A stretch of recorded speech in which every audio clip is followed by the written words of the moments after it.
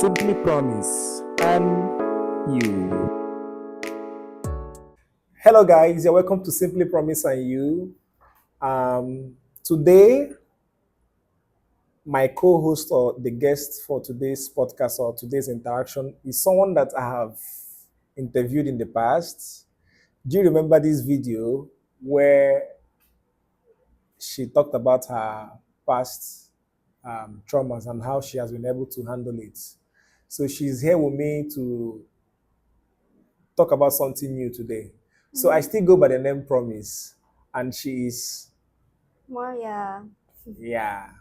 So today we are going to talk about the traditional weddings between our two cultures. For me, I'm an Igbo man from Nigeria, and she's I'm Pangasinan from the Philippines. good. So we are going to talk about our cultures, especially when it comes to traditional wedding and how it is done.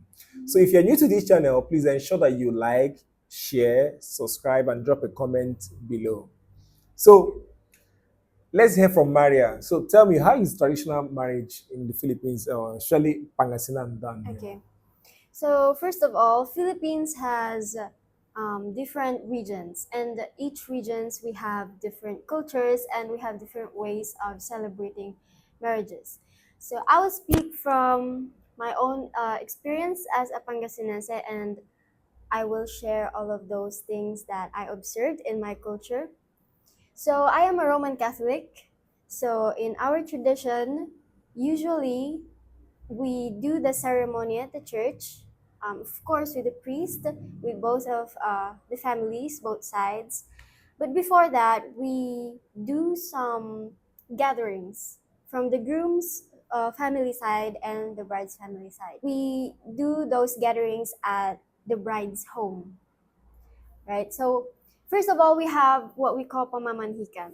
So in pamamanhikan, the future groom's family will go to the bride's hometown, and they will ask for permission. So it was like a formal showing of respect to the bride's family. It is also a formal introduction of the groom to the bride's family, which symbolizes unity and respect because it's very important. Especially here in the Philippines, we're very traditional with that.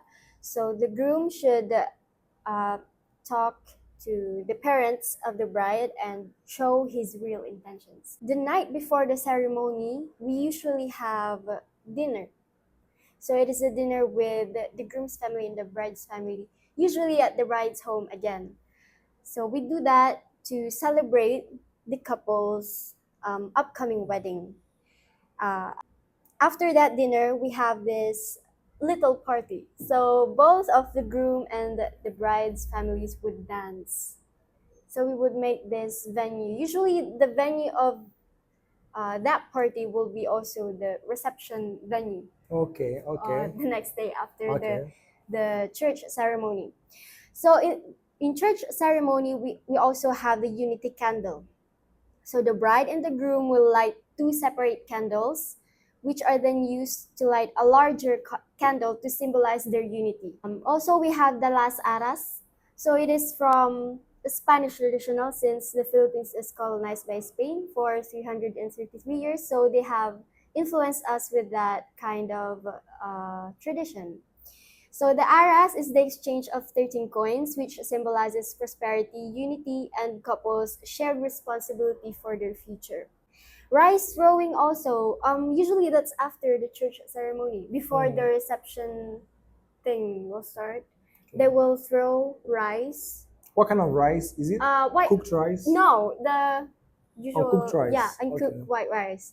So it symbolizes, or it is believed to wish a couple a prosperous partnership and fertility. Okay. Yeah, okay. We also have the veil ceremony. So in Catholicism, veil is very important for women. Okay. Being humble. Okay.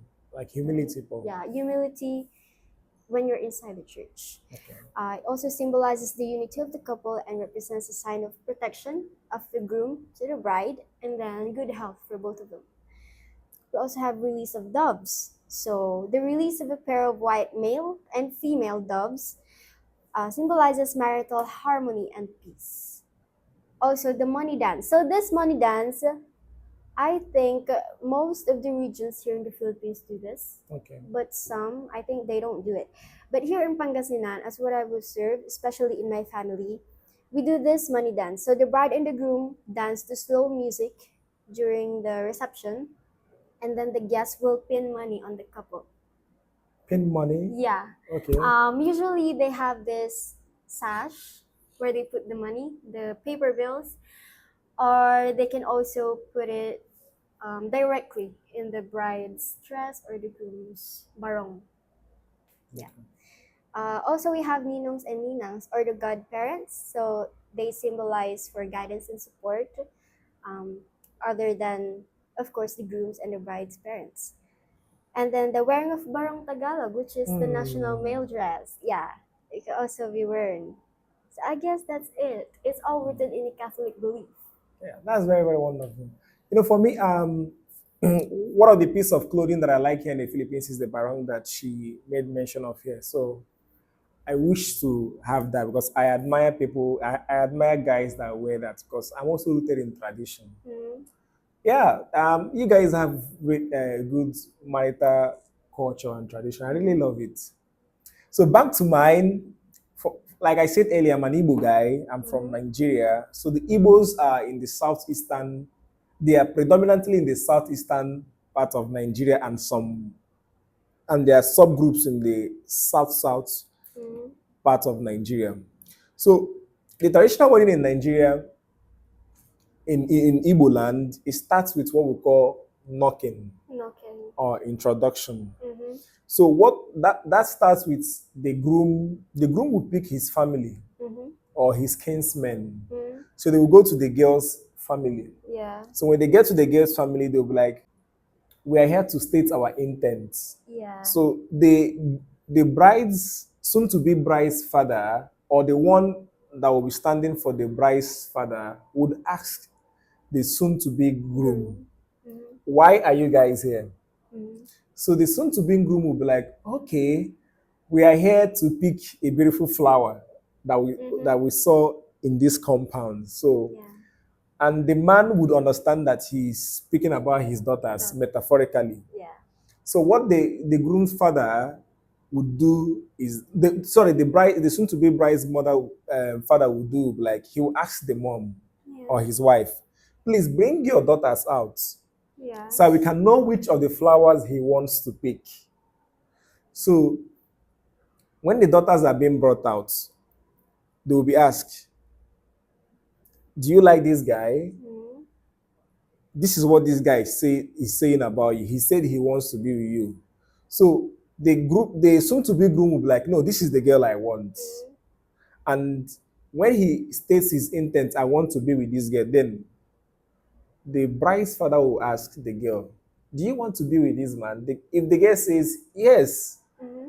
I accept, I want to be with this man," then everybody will celebrate. They'll be very, very happy. Then the next thing that will be done is that the bride's father will tell the groom and his kinsmen, Mm. "We are going to give you a list. Mm-hmm. That list is the list of dowry." Oh, so you do dowry? Yes, Paul. We do dowry or bride price. So it is in three folds.